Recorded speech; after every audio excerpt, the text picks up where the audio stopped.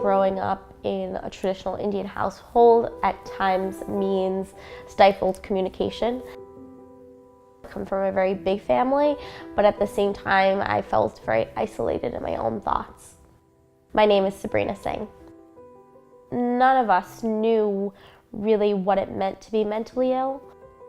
I think it was something that had never been spoken about in my immediate family. I think in our culture in general, it's so taboo and mental illness is so stigmatized that even once I was given that diagnosis and I had that title, we didn't say the word.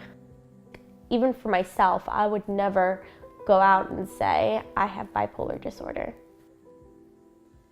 I started journaling to kind of keep track of my thoughts because I felt like they were so erratic and all over the place, and I wasn't really sure what I was thinking, when I was thinking it. Finally decided that I should probably maybe go to a therapist. My parents weren't thrilled with the idea when I asked. They said, how could you possibly talk to a stranger about your problems when you can't talk with us? And why would you want to air your dirty laundry out? When I started therapy, just talking through my problems or my thoughts exacerbated the feeling.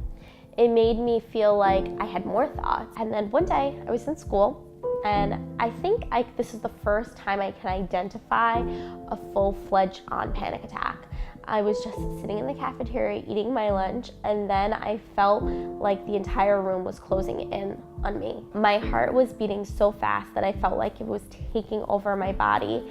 And at that very moment, I knew something was wrong. I was so scared. I felt like I was dying. And that's how I know it was my first real big panic attack, because I did not think, after describing all these things to my doctor about how I had been feeling the past couple of months, she suggested that it was time I see a psychiatrist. And then she told me that I had bipolar disorder.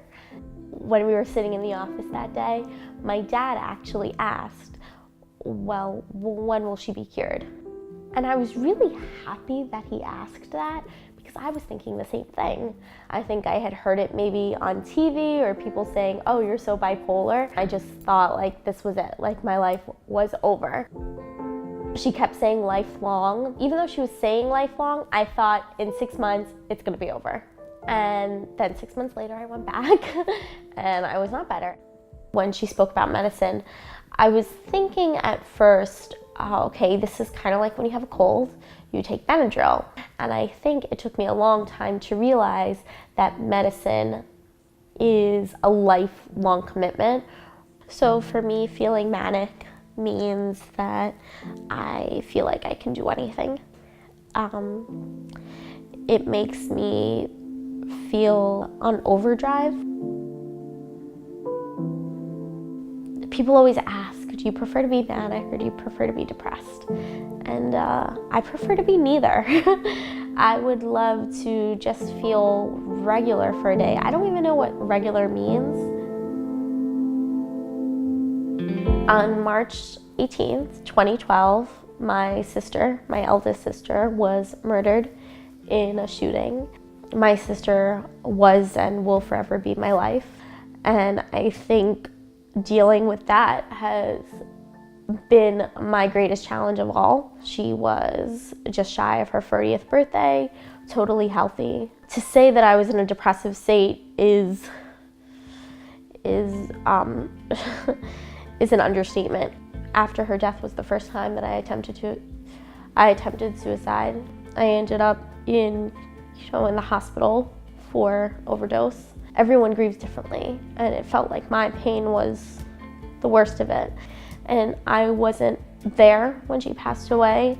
I didn't get to say goodbye. I struggled with that for a while before finally realizing that maybe there was something that medication could help again in ways that it had helped before. And when I explained all this to my doctor, she then diagnosed me with PTSD, going through specific therapies to deal with grief. I had to fight to put a smile on my face every day. That moment changed me forever.